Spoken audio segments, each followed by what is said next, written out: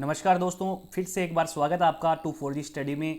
आज हम फिर से एक वीडियो लेकर आए हैं जिसमें हम बात करेंगे फिर से राजस्थान के करंट अफेयर्स की। बने रहिए हमारे साथ। ये जो करंट अफेयर है रीट और सेकंड ग्रेड के लिए विशेष उपयोगी है। अभी हाल ही में इनका एग्जाम चल रहा है, तो हम बात करें तो बेस्ट ऑप्शन ये जो क्लास का राजस्थान की करंट अफेयर है, ये आपको पूरी तरह से ढंग से लगानी है। क्वेश्चन मैं आपको बता रहा हूँ और फैक्ट भी आपको साथ साथ बताता रहूँगा। राजस्थान करंट अफेयर चैनल को आपने सब्सक्राइब नहीं किया है तो जल्दी से सब्सक्राइब कर लीजिए, शेयर भी वीडियो को जरूर करना है आपको। हम बात करते हैं सबसे पहले पहला क्वेश्चन। 29 नवंबर 2020 को शुरू की गई राजस्थान की मुख्यमंत्री बाल गोपाल योजना। हम बात कर रहे हैं एक योजना के बारे में जिसका नाम है मुख्यमंत्री बाल गोपाल योजना। अब मुख्यमंत्री बाल गोपाल योजना के नाम से ही आपको पता होना चाहिए कि यहाँ पे आपके दिमाग में इमेज बन जाएगी दूध की। बाल गोपाल योजना किससे संबंधित है? दूध से संबंधित है। तो स्कूल में बच्चों को दूध प्रदान करना इसका उद्देश्य है। अब मैं इसके जो फैक्ट है मैं आपको बता दूं। चित्र में आप देख रहे हैं मुख्यमंत्री बाल गोपाल योजना। चित्र को अच्छे तरीके से दिमाग में बिठा लीजिए। अच्छे से आपके जब मुख्यमंत्री बाल गोपाल योजना का नाम आएगा और दिमाग में ये चित्र आएगा, दूध पीते हुए बच्चे।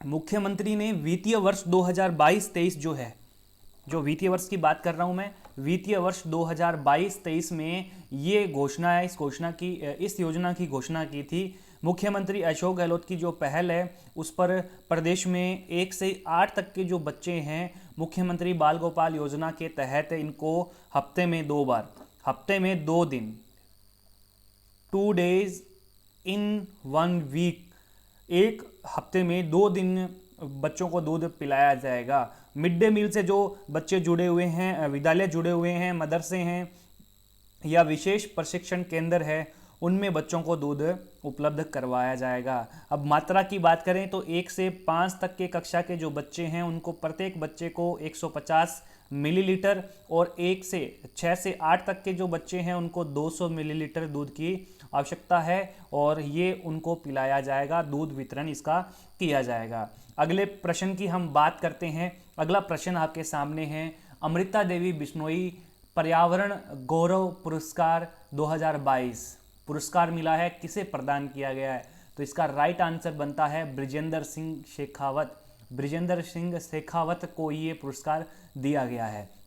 जैसा कि चित्र में आप देख सकते हैं, अमृता देवी बिश्नोई जो पेड़ों के लिए मर मिटी थी और उन्हीं की तर्ज पे ही चित्र बनाया गया है, दिखाया गया चित्र के अंदर कि कैसे अमृता देवी बिश्नोई जो है वो पेड़ों से लिपटी थी और उसके साथ में अन्य महिलाएं भी थी। तो यहाँ उनकी याद में ये पुरस्कार दिया जाता है और ये पुरस्कार अभी दैनिक भास्कर के स्टेट एडिटर जो है ब्रिजेंद्र सिंह शेखावत, उनको ये पुरस्कार दिया है। किसने दिया है? उपराष्ट्रपति। अब भारत के उपराष्ट्रपति कौन है वाला?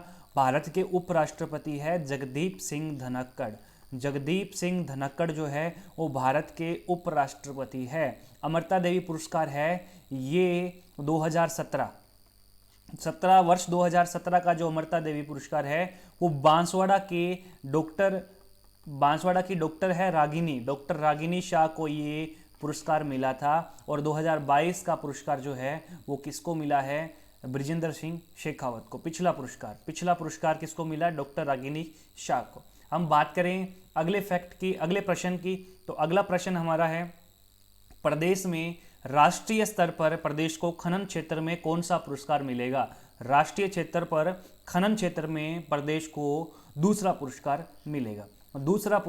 मिलेगा प्रदेश को। और राष्ट्रीय स्तर पर यह पहली बार ऐसा हुआ है, पहली बार खनन क्षेत्र में राजस्थान को दूसरा स्थान मिला है, पहली बार। केंद्रीय गृह मंत्रालय के द्वारा खान एवं गोपालन मंत्री प्रमोद जैन भाया व खान विभाग के अतिरिक्त जो मुख्य सचिव है सुबोध अग्रवाल, इनके द्वारा ये पुरस्कार दिया जाएगा, उनको पुरस्कार दिया जाएगा जो राजस्थान से रिलेटिव है, जैन भाया और सुबोध अग्रवाल। 2021-22 में बात करें तो 7 ब्लॉक जो है उनकी सफल नीलामी पर जो प्रोत्साहन राशि है वो 1,40,40,00,000 रुपये है। 1,40,00,000 रुपये प्रोत्साहन राशि है। और यही वित्तीय प्रोत्साहन जो एक ब्लॉक है 2022-23 के अंदर, उसकी जो प्रोत्साहन राशि है वो 20 लाख रुपये है। तो इसके अंदर 7 ब्लॉक थे और इसके अंदर है एक ब्लॉक, तो एक ब्लॉक पे 20 लाख रुपए हैं, तो 7 पे 1,40,000, 1,40,00,000, जाहिर सी बात है अगले प्रश्न की बात करें तो अगला प्रश्न पुरस्कार पर है, महाराणा प्रताप पुरस्कार पर है। राजस्थान सरकार के ने खिलाड़ियों और प्रशिक्षकों को प्रोत्साहित करने के लिए महाराणा प्रताप पुरस्कार गुरु वशिष्ठ राशि जो है उसको बढ़ाकर कितना कर दिया है। तो ये महाराणा प्रताप पुरस्कार और गुरु वशिष्ठ पुरस्कार राशि को बढ़ाकर 1 लाख रुपए से कर दिया गया है 5 लाख रुपए।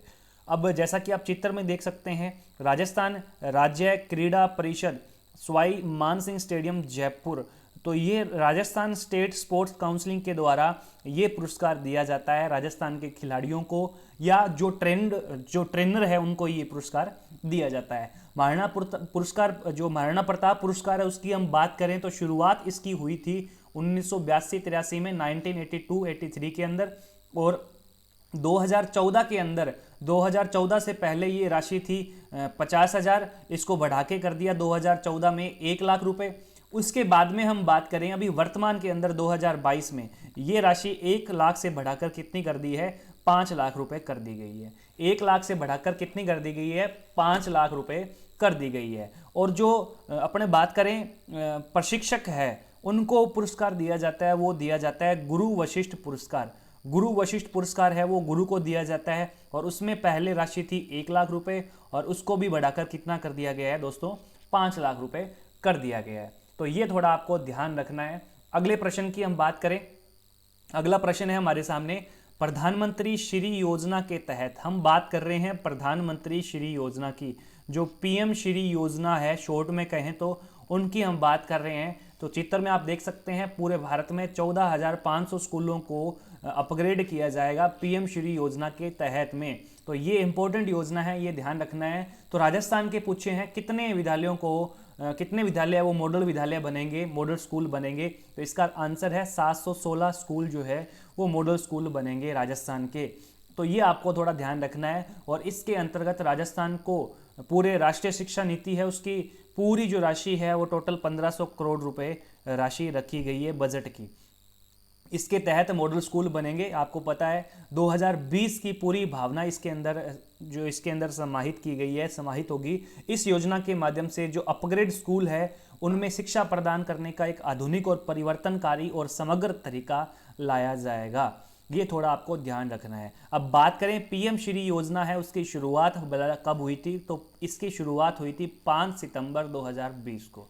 पीएम श्री योजना की शुरुआत कब होती है, 5 सितंबर 2020 को होती है। तो कुल बजट राशि कितनी है, कुल बजट राशि इसकी है 27,360 करोड़ रुपए, इसकी कुल बजट राशि है। और इसकी जो अवधि है वो 5 साल की रखी गई है, 2022 से 2027 तक।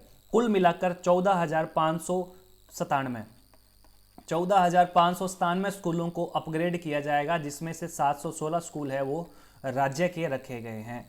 अगले प्रश्न की बात करें तो मार्च 2021 से जयपुर से संचालित सुरक्षा सखी कार्यक्रम प्रदेश के सभी जिलों में कब से लागू हुआ है, तो ये लागू हुआ है मार्च 2022 से। मार्च 2022 से ये पूरे प्रदेश में लागू हुआ है, ये थोड़ा ध्यान रखना है। कोविड-19 के कारण सभी जिलों में ये लागू नहीं हो पाई है। मार्च 2022 से राज्यों के ये सभी जिलों में लागू हो गई है, क्योंकि ये शुरू हुई थी मार्च 2021 से, लेकिन मार्च 2021 से ये सभी जिलों में लागू नहीं हुई है। अब मार्च 2022 की बात करें तो ये मार्च 2022 में सभी जिलों में लागू हो चुकी है। तो इस क्वेश्चन के अंदर सभी जिलों का पूछा गया है, तो इसका आंसर होगा मार्च 2022। लेकिन अगर बात करें सुरक्षा सखी कार्यक्रम प्रदेश में कब शुरू हुआ था, तो प्रदेश में शुरू हुआ था मार्च 2021 को। इस योजना में उदयपुर जिले ने प्रथम स्थान हासिल किया है। इस योजना में उदयपुर जिले ने प्रथम स्थान हासिल किया है, और वर्तमान में लगभग प्रदेश में 3000 से भी अधिक सुरक्षा सखियों की टीम तैयार की गई है, 3000 से भी अधिक। ठीक है, अब बात करें सुरक्षा सखी कार्यक्रम क्या है, तो मैं आपको 2-3 बातें बता दूं। महिलाएं और बच्चियों की सुरक्षा, उनके अधिकारों की सुरक्षा, कानून के प्रति जागरूक करने के साथ ही उनकी समस्याओं के समाधान के संबंध में स्थानीय पुलिस से संवाद स्थापित करने के उद्देश्य से जिले के थानों में एक समूह बनाया गया है जिसका नाम है सुरक्षा सखी। तो और इस पूरे कार्यक्रम का नाम है सुरक्षा सखी कार्यक्रम। अगले प्रश्न की हम बात करें, बहुत अच्छा प्रश्न है। किस जिला प्रशासन के द्वारा स्कूल पधारो जैसाणे की लाडली, स्कूल पधारो जैसाणे री लाडली योजना शुरू की गई है। जैसाणा नाम आ गया, इसका मतलब आपको पता है कि ये किस जिले में शुरू हुई है, जैसलमेर में शुरू हुई है। जैसा कि आप चित्र में देख सकते हैं, कुछ बच्चियों का स्वागत किया जा रहा है। स्कूल छोड़ चुकी छात्राओं को वापस लाने के लिए, जो ड्रॉप डाउन बच्चे हैं उनको वापस लाने के लिए जैसलमेर जिला कलेक्टर के द्वारा यह अनूठी योजना शुरू की गई है। और पहले ये जैसलमेर के अंदर गंगानगर की जिला कलेक्टर भी ये रह चुकी है और ये जैसलमेर के अंदर भी कलेक्टर है और इनके द्वारा यही योजना शुरू हुई है। इस योजना का नाम है स्कूल पधारो जैसाणे री लाडली। इस योजना के तहत जितनी भी बच्चियां हैं 10 से 18 वर्ष तक की, उनको स्कूल छोड़ चुकी है जो, उनको वापस लाने का कार्यक्रम ये है। और इसके तहत जो शिक्षक है वो मोबाइल वैन के जरिए गांव में दौरा करेंगे और जो स्कूल छोड़ चुकी जो बालिकाएं हैं उनको समूह में पढ़ाएंगे और उनके अभिभावकों से उनकी बेटियों को अपने पुनः शिक्षा से जोड़ने के लिए रिक्वेस्ट की जाएगी। अगले प्रश्न की बात करें, उद्योग एवं वाणिज्य मंत्रालय द्वारा राजस्थान के कितने बुनकरों को बुनकर पुरस्कार के लिए चयनित किया गया है? तो इसका आंसर है टोटल 6 बुनकरों का बुनकर पुरस्कार के लिए चयन हुआ है, जिसमें राज्य स्तर पर 3 है और जिला स्तर पर 3 है, स्टेट लेवल पर 3 और डिस्ट्रिक्ट लेवल पर 3। ये टोटल मिला के 6 बुनकरों को ये बुनकर पुरस्कार दिया जाएगा। किसके द्वारा? उद्योग एवं वाणिज्य मंत्रालय के द्वारा। अगला प्रश्न है, राजस्थान में संचालित निक्षय, निक्षय का मतलब है निक्षय यानी टीबी रहित, टीबी की रोकथाम कवच योजना का संबंध किससे है? तो ऑप्शन में बिल्कुल सामने दिया हुआ है, टीबी संक्रमण की रोकथाम के लिए ये योजना शुरू की गई है, निक्षय कवच योजना। थोड़ा सा मैं बता दूं आपको इसके बारे में। टीबी संक्रमण के रोकथाम हेतु प्रदेश में ये योजना संचालित की गई है। जो गंभीर क्षय रोगी है उसको 2 स्पिटून कप अलग से दिए जाएंगे, जो अलग से यूज कर सकेगा। 10 इसके लिए मास्क वितरित किए जाएंगे और 10 लीटर जो फिनोल है वो जो मरीज है उसको उपलब्ध करवाए जाएंगे। और निक्षय पोषण योजना के अंतर्गत पूरी उपचार की पूरी अवधि तक, जितने दिन तक अवधि जो उनकी उपचार की रहेगी, पूरे 1 महीने में 500 रुपये प्रति माह उस मरीज को दिए जाएंगे, उस मरीज को ये प्रदान किए जाएंगे। ये योजना है निक्षय कवच योजना। वर्तमान में ये चल रहा है, महीने के 500 रुपये प्रति माह है वो मरीज को दिए जा रहे हैं। अगले प्रश्न की बात करें, केंद्रीय आवास एवं शहरी कार्य मंत्रालय द्वारा निर्माण श्रमिकों के कौशल प्रशिक्षण के लिए किस अभिनव परियोजना का शुभारंभ किया गया है? तो इस परियोजना का नाम है निपुण। निपुण का शुभारंभ किया गया है। निपुण का मैं पूरा नाम बता दूं, निपुण एन से तो हो जाएगा national invite for promoting up skilling for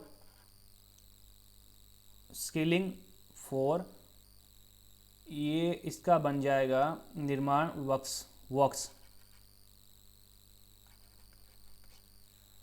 तो इसका निपुण का ये पूरा नाम है। मैं आपको बता दूं निपुण के बारे में, एक परियोजना ये है जो केंद्रीय आवास एवं शहरी कार्य एवं पेट्रोलियम प्राकृतिक गैस मंत्री जो है हरदीप सिंह पुरी, उन्होंने ये योजना शुरू की है। और इसकी जो तारीख है वो है 20 जून 2022। 20 जून 2022 को ये निपुण है, इसकी शुरुआत की गई है। और किसके द्वारा शुरुआत की गई है? हरदीप सिंह पुरी के द्वारा इसकी शुरुआत की गई है। और ये हरदीप सिंह पुरी कौन है? पेट्रोलियम एवं प्राकृतिक गैस मंत्री है, केंद्रीय आवास एवं शहरी कार्य मंत्री भी है। इनके द्वारा ये योजना शुरू की गई है। इस योजना के अंतर्गत 1 लाख से भी अधिक जो श्रमिक है उनको रोजगार दिया जाएगा, रोजगार प्राप्त करने का प्रशिक्षण दिया जाएगा। निपुण पहल को राष्ट्रीय कौशल विकास निगम के द्वारा कार्यान्वित किया जाएगा, जो कौशल विकास और उद्यमिता मंत्रालय के द्वारा उनके तहत जो नोडल एजेंसी है वो ये है। तो ये बात करूं निपुण की, तो निपुण का मैंने पूरा नाम आपको बता दिया, national invite for प्रमोटली up skilling for निर्माण वर्क्स। ये आपको थोड़ा ध्यान रखना है। केंद्रीय आवास एवं शहरी कार्य मंत्रालय के द्वारा ये अभिनव परियोजना शुरू की गई है निपुण। चैनल को आपने अभी तक सब्सक्राइब नहीं किया तो सब्सक्राइब कर लीजिए। अगली वीडियो में फिर मिलेंगे दोस्तों। नमस्कार, जय हिंद।